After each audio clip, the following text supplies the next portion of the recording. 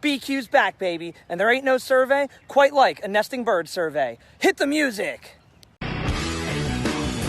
This is Birding with BQ. Living hard to bird hard. All the time. We are live at the Upper Main Line YMCA as I am completing the Valley Forge Audubon Society spring bird count. Now that we've arrived here in the month of June, spring migration for songbirds is mostly over. At this point, species are getting on nests and starting to breed in our area. So now it's time for us to survey just how many birds are nesting locally. And with this YMCA being situated on a 54-acre campus, I've got a lot of ground to cover and a lot of different habitats to visit to survey the nesting birds of this property.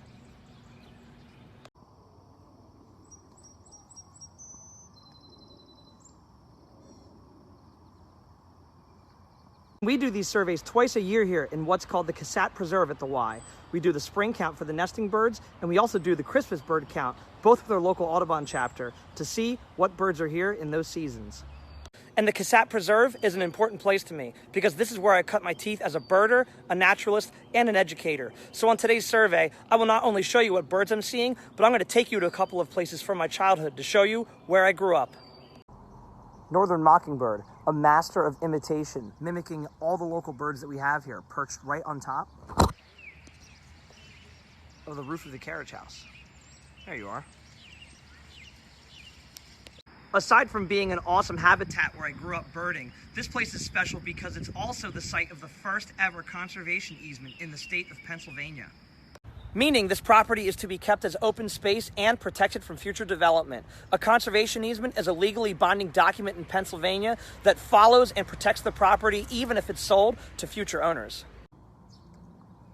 American goldfinch.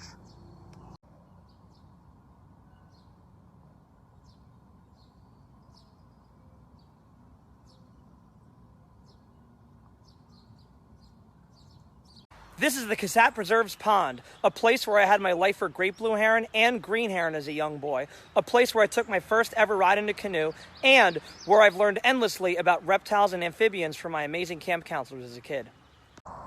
Mallards. 1, 2, 3. This is our warm season grass meadow that we planted with Earth Service Corps in June of 2012. At one point, this was all sports fields. Now, it's high quality field habitat. Eastern bluebird. Claiming its territory on this sign on the far side of the meadow here, we actually have a breeding pair in one of the nest boxes along the meadow. Real great looks at the male eastern bluebird.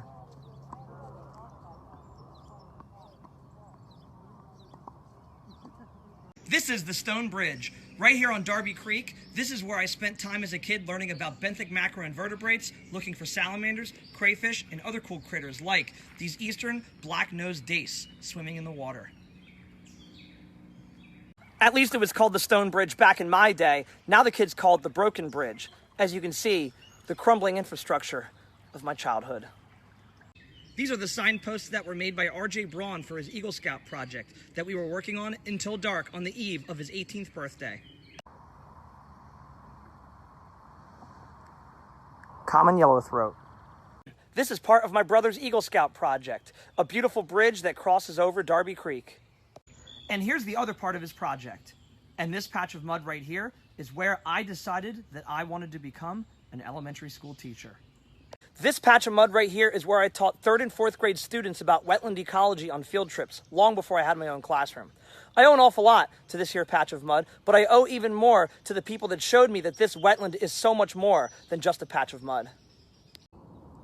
Blue jay, our only jay species found here in Pennsylvania. And honestly, with a bird looking this good, that's all right with me. I constructed these animal enclosures here in the Nature Center as part of my Eagle Scout project in the year 2005, and they're still going strong. Great looks here at chipping sparrow, one of our nesting species we have here in spring and summer. I love that rufous cap and that white eyebrow. This is the eye of the storm. 20 years ago, this was loaded with junky invasive plants like multiflora rose. Now, after 2 decades of environmental service projects with the students of Earth Service Corps, it's loaded with sensitive fern, willow trees, and other great natives. And not just cool plants, but also cool birds, like this Baltimore Oriole nest hanging from the trees. Constructed of grasses, it hangs off of a branch, just like this, like a basket. And an oriole has come right to the nest.